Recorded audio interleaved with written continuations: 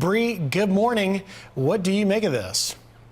Yeah, I think, it's very important right off the bat to recognize that the Syrian people are very afraid, and rightly so. I would be afraid if airstrikes fell in my town, even if they were taking out a chemical weapons facility. That's obviously a very scary and terrifying reality that they are now living through. And they have been living through 7 years of horrible, brutal civil war under a maniacal leader who has no qualms with using chemical weapons against his people repeatedly, even if it snuffs out the lives of children, which is what happened very recently.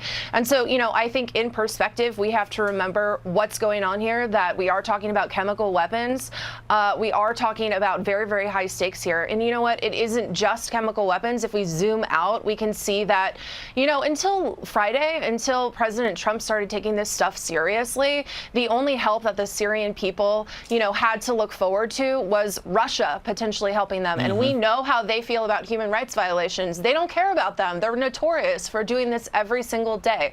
So, I think it's very important to zoom out and look at the fact that Russia has been trying to gain control of this region and say, this overall is not a good thing. Bre, you look at these headlines, that USA headline in particular, USA Today headline, Syrian Americans worry for families after Trump orders airstrikes. So Syrian American families, these families are already being targeted by the Bashar al-Assad regime, in addition to being targeted by ISIS. So wouldn't you welcome American action at some level to try to turn the temperature down or find some resolution in a civil war that sees no end in sight?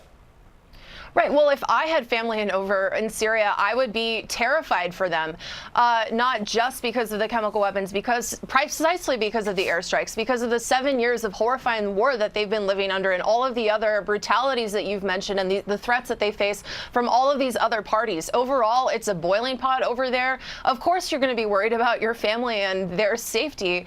And, I think it's perfectly reasonable to be worried about these airstrikes that are happening. And, it looks like the Assad regime is not going to change their tone or their course on this. So I think we can expect more airstrikes, as was promised to us by, Donald Trump, by the State Department, that if they followed through and did chemical weapons again, we would see more airstrikes. I think it's perfectly reasonable to be scared of everything that's going on in this situation. Overall, it's a really, really bad thing. But Bre, do you see any hypocrisy in the fact that these headlines don't mention the fact that President Trump is taking this action after President Obama failed to enforce his red line? Yeah, I think a lot of the media coverage has been really reductive and hyper-focused on, the most recent thing that's happening over there. This is the entire picture of what's going on.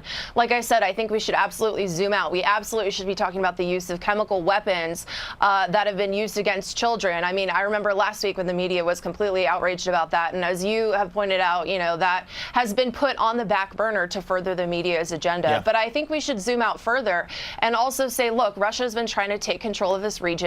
It's perfectly reasonable for President Trump to say, no, we're not going to let the axis of evil take control of this region that's of strategic interest to the United States. I mean, I don't mean to be reductive here, but really we are talking about good and evil. We're talking about the U.S., we're talking about England, we're talking about France. These are 3 countries who have historically saved the world from tyrants and oppression. And we're talking about Russia and we're talking about Iran. That's really what we're talking about here. Yeah. And it is frustrating to see the media focus on the most recent thing, focus on the most recent tweet, instead of having any sort of ability to have a perspective on what's really going on. We've got to leave it right there. Of course, if you want to be worried about airstrikes, how about should be less worried about the laser-guided airstrikes than the barrel bombs dropped by the Assad regime. Bre Payton, thanks for your time. Thanks, appreciate it. Thank you. All right, well, President Trump moments ago calling James Comey a slimeball again, saying he never asked for his loyalty. We'll talk about